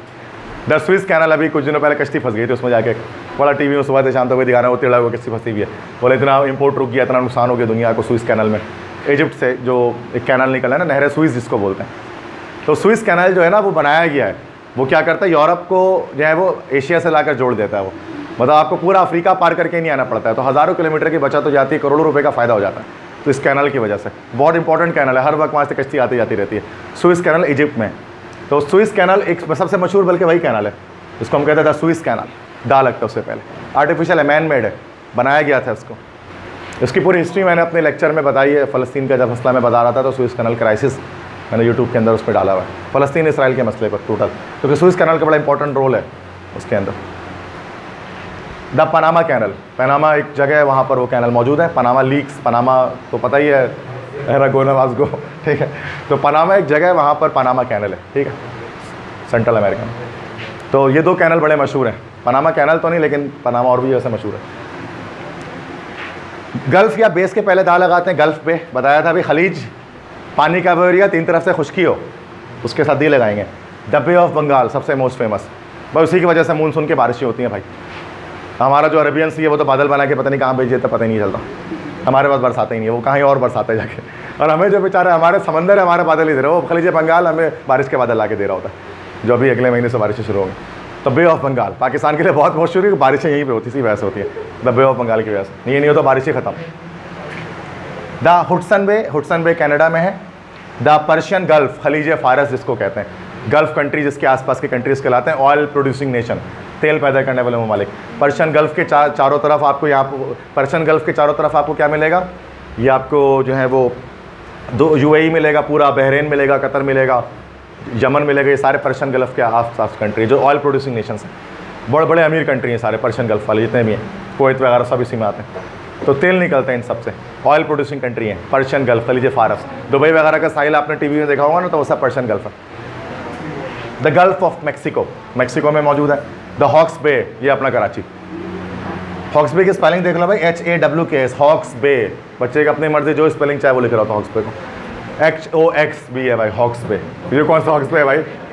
जरा CVO को लिखते ना, CVO कहा जा रहा है, CVO एकदम सिंपल कर देते हैं, CVO बस। ज़्यादातर मैंने देखा बच्चा CVO लिखता है, CVO है ना ये, CVO क्या चीज़ है ये? कोई लोग बोलते हैं भी ये CVO जा रहा है, इट इज़ CVO, समझने का नज़र। तो ये इसका हॉक्स बे की बड़ी गलत स्पेलिंग लिखते हैं, बहुत इसके साथ जुल्म करते हैं। तो सही स्पेलिंग याद रखो भाई इसकी, हॉक्स बे। हॉक एक परिंदा होता है, वहाँ पाया जाता था किसी वक्तों में, तो इसलिए हॉक्स बे कहते थे उसको, ठीक है। हॉक एक बर्ड है, ठीक है। हर बे से पहले, अच्छा हॉक्स बे भी आप जाओगे तो उसका पानी जो है ना, जो अंदर आ रहा है, तीन तरफ से खुशकी, आगे सामने पानी आ रहा है, अगर कोने में खड़े हो देखो, घूमता हुआ पूरा साहिल उसका। अगर कभी हॉक्स बे आप गए हो तो आप देखोगे उसको। नहीं गए हो तो यार पैराडाइज पॉइंट का अगला पॉइंट है हॉक्स बे। अब ये पूरा थोड़ी ना बताऊंगा मैं, कहा खो के लिख लिया था सारे ना, एक यार 2-3 लिखना है, ऐसा सारे लिखोगे तो टाइम ज़ाया, और कुछ नहीं, 2-3 लिखो बहुत है। अच्छा ये हो गया पानी के सारे एरियाज के साथ, आपने देखा हमने दी लगाया है, लेक्स को छोड़ दिया, लेक्स के साथ दी नहीं लगता, ठीक है। हॉली बुक्स के साथ दी लगाते हैं, दी हॉली कुरान मुसलमान पढ़ते हैं, द बाइबल क्रिश्चियंस पढ़ते हैं, द तोरा यहूदी पढ़ते हैं, ठीक है, तौरात जिसको कहते हैं, द महाभारता इंडियंस पढ़ते हैं, द अवस्था, ये भी हॉली बुक सिर्फ 4 नहीं, हॉली बुक्स तो बहुत सारी हैं। हम कहते हैं 4 आसमानी किताबें मुसलमान, लेकिन दुनिया के लिए तो और बहुत सारी हैं, अलग अलग रिलीजन है। अवस्था जो है वो पारसी पढ़ते हैं, मजूसी आतिश परस्त। द त्रिप्तिका पढ़ते हैं बुद्धिस्ट होते हैं ना, बुद्ध बख्शी तिब्बत वाले जो है वो पढ़ते हैं। द गुरु ग्रंथ साहिब कौन पढ़ते हैं? सिख लोग पढ़ते हैं, बाबा गुरु नानक के जो डिसिपल्स होते हैं वो पढ़ते हैं। द ताओ ते चिंग पढ़ते हैं, चाइनीज़ लोगों की ये ताओ ते चिंग, ये उनकी किताब है। लाओ त्से नाम का एक फिलोसफर था, उसने लिखा था लाओ त्से। तो ये सारे हॉली बुक से पहले दी लगेगा। आप 3-4 बस हॉली कुरान बाइबल लिख दो तो आपका काम बन जाएगा। नॉलेज चाहिए तो बाकी भी लिख सकते हैं, आपकी मर्जी, नहीं चाहिए तो बस छोड़ 1-2। बाकी स्लाइड शेयर करूँगा, उसमें सब होगा, तो क्या आप घर पे भी लिख सकते हो कौन कौन सा। बिफोर वंडर्स, अजूबों से पहले हम क्या लगाते हैं? दा लगाते हैं। अजूबों से पहले दा लगाते हैं। अब अजूबे 14 हैं, 7 नहीं है। वह मजाक में हम 8 कह देते हैं कि 8वां तुम हो भाई, ऐसा बोलते हैं कभी। तो ये 8 भी नहीं है, 7 भी नहीं है, 14 है, 14 अजूबे हैं। 7 क्लासिकल वंडर्स हैं और 7 मॉडर्न वंडर्स हैं। अच्छा 7 जो क्लासिकल वंडर हैं उनमें से सारे जो है वो ख़त्म हो चुके हैं, एक बचा हुआ है, बाकी सब टूट फूट के ख़त्म हो गया। कोई ज़लज़ले में, कोई बारिश में, कोई जंगों में, किसी न किसी में ख़त्म हो गया। तो द पिरामिड्स जो है ना वो बचे हुए हैं बस। The great pyramids of Giza, एहराम मिस्र जो इजिप्ट में है, कायरो के करीब, ठीक है, बाकी सारे ख़त्म हो गए। द लाइट हाउस ऑफ, आप सिर्फ पिरामिड्स लिख के छोड़ देना, मसला नहीं है। The lighthouse of Alexandria, the statue of Zeus, the hanging garden of Babylon, the Colossus of Rhodes, the temple of Artemis, the mausoleum of Halicarnassus. ये हमारे पास ये 7 अजूबे थे दुनिया में, जो एक्चुअल रियल अजूबे ना ये 7 है बस। इन 7 में से पहला जो पिरामिड है बस वो बचा हुआ, बाकी 6 के बाकी जो अजूबे हैं ना 6 वो किसी न किसी वजह से ख़त्म हो गए। स्टोरी पे नहीं आ रहा मैं, टाइम नहीं ज़्यादा, ठीक है ना, बस ख़त्म हो गए। अब 7 मॉडर्न वंडर्स जो आज भी मौजूद हैं, उन 7 वंडर्स से पहले दा लगाएंगे जो आज भी दुनिया में है 7 अजूबे। The Taj Mahal in Agra India, the Petra Jordan में है, एक बहुत पुराना शहर है the Petra, the city of Petra, the oldest city of the world भी पेट्रा को कहा जाता है, the first city of the world भी उसको हम कहते हैं पेट्रा। द माचू पिच्चू, हाँ माचू पिच्चू इन पेरो एक जगह है, वहाँ पर माचू पिच्चू एक बहुत का सिविलाइजेशन की तहजीब थी वहाँ पर, उनके लिए था। द चिचेन इट्ज़ा मैक्सिको में मौजूद है, पिरामिड्स की तरह थे ये भी, ब्लैक पिरामिड्स कहलाते हैं ये। The Great Wall of China में मौजूद है, दीवार चीन। इस तरह से द रिडीमर क्राइस्ट, हज़रत ईसा अलैहिस्सलाम का एक बड़ा सा मुजस्मा ब्राज़ील में, अगर आपने ब्राज़ील का लास्ट टाइम जो वर्ल्ड कप हो रहा था ना, तो उसमें दिखाते थे एक बड़ा सा मुजस्मा जो है वो लगा हुआ है। आई थिंक ब्राज़ील में ही है, रियो में, रियो डी जेनेरियो में, ब्राज़ील का कैपिटल है रियो, उस रियो के अंदर वो बड़ा सा एक मुजस्मा पहाड़ के ऊपर बनाया हुआ है। अभी पिक्चर्स आएंगे उसकी, ठीक है, बता दूँगा। ये मॉडर्न और क्लासिकल वंडर्स में, चूँकि क्लासिकल वंडर सारे तबाह हो चुके हैं ना, तो इसलिए मॉडर्न वंडर बनाया गया कि आज के दौर में कौन से अजूबे हैं जो थोड़े से, जिनमें कोई मिस्ट्री है या तो एक लैंडमार्क की हैसियत रखते हैं जो बहुत मशहूर हैं, तो उनके बारे में। तो देखो मैं बता रहा था मॉडर्न वंडर में the Taj Mahal, the Petra, the Machu Picchu, the Chichen Itza, the Great Wall of China, the Redeemer Christ, the Roman Colosseum. Roman Colosseum Rome के अंदर मौजूद है, एक बिल्डिंग है जिसके अंदर ग्लैडिएटर्स को लड़वाया जाता था। शेर, भूखे शेर जो है वो एक हफ्ते के छोड़ देते थे ग्लैडिएटर के सामने, वो भी है पूरे ग्लैडिएटर के नाम से। तो भूखे शेरों को छोड़ दिया जाता था ग्लैडिएटर्स के सामने, उनसे लड़ते थे, तो शेर उनको खा जाता था, वो शेर को मार देते थे। तो बड़े रोमन सोल्जर्स थे ना, वो अपने आप को इस तरह ताकतवर रखते थे शेर से लड़ के। रोमन्स बहुत बड़ी कौम थी। ऑयल लेड का पाइप इस्तेमाल करके बेचारे मर गए। देखो 7 मॉडर्न वंडर्स में बता रहा था ना कि अभी जो मौजूद है ना वो सिर्फ ये है, the great pyramids of Giza. ये आपने ऐसा देखा होगा बहुत सारे मूवीज़ वगैरह में, फिल्मों वगैरह में, टॉम एंड जेरी हर जगह पे आ रहा होता है, the great pyramid of Giza. बाकी the lighthouse of Alexandria है, the hanging garden of Babylon है, द मेजोलियम ऑफ हेलिकॉर्नोसिस है, द स्टेचू ऑफ ज़्यूस है, इस तरह द टेम्पल ऑफ आर्टेमिस है, द कोलोसस ऑफ, ये सब के सब तबाह हो गए, सिर्फ ये बचा हुआ, बाकी 6 के 6 तबाह हो गए, अब दुनिया में कहीं नहीं है। टेम्पल ऑफ आर्टेमिस, अब बेटा हिस्ट्री पे नहीं आ रहा, टाइम नहीं है, आप घर पर खुद ही पढ़ लेना हिस्ट्री को, ठीक है। ये 7 अब यहाँ पर हमारे पास मॉडर्न वंडर्स हैं। The Taj Mahal, this is the Redeemer Christ, ऐसी तस्वीर आपने कभी देखी होगी, यूँ करके ईसा अलैहिस्सलाम के एक मुजस्मा उन्होंने बनाया हुआ है, ठीक है। द रोमन कोलोज़म, इस तरह की बिल्डिंग होती है, टूटी हुई एक तरफ से। द रोमन कोलोज़म गोल सी बिल्डिंग है रोम में, रोमन कोलोज़म, जहाँ पर ग्लैडिएटर्स लड़ा करते थे। This is Petra, the city of Petra, the Petra, जो कि जॉर्डन में मौजूद है, oldest city. The Machu Picchu, ये पहाड़ के ऊपर एक सिविलाइजेशन बनी हुई इस तरह की। The Chichen Itza, black pyramids, इसके ऊपर जो है वो छोटे बच्चों की भीड़ चढ़ाया करते थे एस्टेक सिविलाइजेशन वाले, बहुत दर्दनाक कहानी है ये। This is the Great Wall of China. These are the 7 modern wonders, बहुत सारे बच्चों को नहीं पता होता। बेचारा माचू पिच्चू है ना, ये क्लियर है। ये 7 मॉडर्न है और वो 7 मैंने बताया था क्लासिकल है, ठीक है। बनाने नहीं बैठ जाना इसको। अच्छा, बिफोर डेजिग्नेशंस, जल्दी जल्दी आगे बढ़ते हैं, फिर ख़त्म करते हैं। डेजिग्नेशन से पहले दा लगाते हैं, डेजिग्नेशन मतलब ओहदों से पहले, कोई भी ओहदा हो दा लगाएंगे। The manager, the editor, the principal, the prime minister, the president, कोई भी ओहदा हो उसके साथ दा लगेगा, ठीक है। किसी भी डेजिग्नेशन के साथ दा लगेगा, दी भी पढ़ सकते हैं। The prime minister, the president, the principal, the editor, हर डेजिग्नेशन के साथ, जब भी हम ऐसे वगैरह लिखते हैं, the principal, the editor, the headmaster, हमेशा दा लगाते हैं उसके साथ। हर ओहदे के साथ दा लगता है, हर डेजिग्नेशन के साथ दा लगता है। प्रोफेशन के साथ नहीं लगेगा, डेजिग्नेशन के साथ लगेगा। प्रोफेशन नहीं कि टीचर के साथ दा नहीं लगेगा, लेकिन वही टीचर अगर प्रिंसिपल बन जाए तो दा प्रिंसिपल। प्रिंसिपल एक ओहदा है, टीचर एक ओहदा नहीं है, टीचर एक प्रोफेशन है, प्रिंसिपल प्रोफेशन नहीं है, प्रिंसिपल एक डेजिग्नेशन। बात समझ में आ रही है। टाइटल से पहले मुख्तलिफ जो अवार्ड्स होते हैं, अवार्ड्स के नाम से पहले दा लगाते हैं। द ऑस्कर, द फिल्म की दुनिया का सबसे बड़ा अवार्ड है Oscar. The Nobel prize, scientific world का सबसे बड़ा इनाम। द निशान हैदर, पाकिस्तान का सबसे बड़ा मिलिट्री अवार्ड। इस तरह से द हिलाल इम्तियाज़, हिलाल इम्तियाज़ किसे कहते हैं? द हिलाल इम्तियाज़ पाकिस्तान का सबसे बड़ा सिविलियन अवार्ड, हिलाल इम्तियाज़। इस तरह से द प्राइड ऑफ परफॉर्मेंस, ये भी पाकिस्तान की तरफ से मिलता है कुछ आला काम करने पर। The world heavyweight champion, John Cena, मतलब ऐसा। तो ये भी एक टाइटल ही है ना भाई, the WWE champion, the tag team champion, तो वो भी एक ओहदा ही उसको मिलता है, बेल्ट मिलता है, लेकर घूमता है, ठीक है। तो ये जितने भी ओहदे हैं, जितने भी अवार्ड्स हैं, सबके साथ दा लगाया जाता है, ठीक है। कोई भी ओहदे, कोई भी अवार्ड्स होंगे, टाइटल्स होंगे, कितने भी, क्लियर है। डायरेक्शन से पहले दा लगाते हैं, बड़ा सिंपल है बच्चे। The north, the south, the east, the west. North, south, east, west सबसे पहले दा लगाते हैं, ठीक है। उत्तर, दक्षिण, पूरब, पश्चिम सबके साथ दा। उत्तर मतलब नॉर्थ, ठीक है, दक्षिण मतलब साउथ, पूरब मतलब ईस्ट और पश्चिम मतलब वेस्ट। उर्दू में बोला तो शमाल, जुनूब, मशरिक, मगरिब, ठीक, आप सही।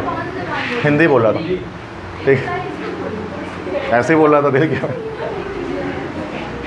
ताकि जब उत्तर प्रदेश आप पढ़े तो आपको लगे कि उत्तर मतलब नॉर्दर्न प्रोविंस की बात हो रही है।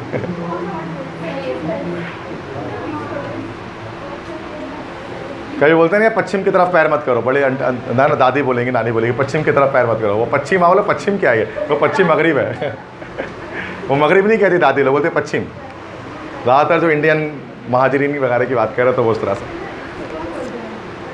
मगरिब भी बोलते हैं, पश्चिम ज़्यादा चलता है। उर्दू तो कैलेंडर के नाम वो अलग लेते हैं, 13 तेज़ी का महीना बताओ क्या बात, और 13 तेज़ी हम परेशान, सफ़र को बोले 13 तेज़ी। अब हमें क्या, हमारे परिचय नहीं जानते 13 तेज़ी कौन सा महीना जा रहा है, सफ़र बोले तो समझ में, उनके महीने लगे ना, वो नवीन है ना, ख्वाजा मोइनुद्दीन के नाम से एक महीना है उनका, वो जो है ना रबीउ सानी, जो उसको कह ले तो ख्वाजा मोइनुद्दीन कहता है, और रज्जब को कहते हैं। हाँ, रबी अव्वल को 12वीं 12वीं का महीना, 11वीं का महीना चला, 12वीं का चल रहा है, ख्वाजा मोइनुद्दीन का चल रहा है, 13 तेज़ी चल रही है। खाली एक होता है खाली, हमारी दादी कहते खाली, खाली होता है वो जमादियुल अव्वल या जमादियुल सानी, ये जब हाँ जिसमें कुछ नहीं आता वो तो खाली का महीना चले, रज्जब खाली, इस तरह कुछ ऐसा करते हैं। हाँ ठीक है, मैं आ रहा हूँ 1 मिनट रुको। ठीक है, अरे दोनों हाँ बिल्कुल। डायरेक्शन से पहले दा लगाते हैं, ठीक है, बता दिया मैंने आपको, क्लियर है यहाँ तक? हाँ हाँ, आई थिंक प्रॉपर नाउन तो सारे मैं कर दूँ, बस 2 मिनट रुक जाओ। बिफोर शिप्स, कश्तियों के नाम से पहले दा लगाते हैं, कश्तियों के नाम से पहले दा लगाते हैं। The Titanic, the Queen Mary, the Mary Celeste, the Birkenhead, the Flying Dutchman, कोई भी कश्ती है, बिरकनहेड का नाम तो जानते हैं, द टाइटैनिक भी जानते हैं, तो उनके साथ दा लगाएंगे। ट्रेन्स के नाम से पहले दा लगाएंगे, the Tezgam, the Rawalpindi express, ये शोएब अख्तर नहीं है भाई, नाम है Rawalpindi express, the night coach, the Shalimar express, trains के नाम से पहले दा लगता है। प्लानिटरी ऑब्जेक्ट से पहले दा लगाते हैं, ठीक है, जैसे प्लानिटरी ऑब्जेक्ट से मुराद ऊपर जो बड़े बड़े आसमान में चीज़ें हैं, the sun, the moon, the Mercury, the Venus, the Earth, the Mars, the Jupiter, the Saturn, the Uranus, the Neptune, the Pluto, सबसे पहले दा लगता है। जितने भी प्लैनेट्स हैं, स्टार्स, उनके नाम से पहले दा लगाते हैं, उसको प्लानिटरी ऑब्जेक्ट्स कह सकते हैं। ये पहले लिख लो उसको। हाँ रुक जाओ, बैक करो।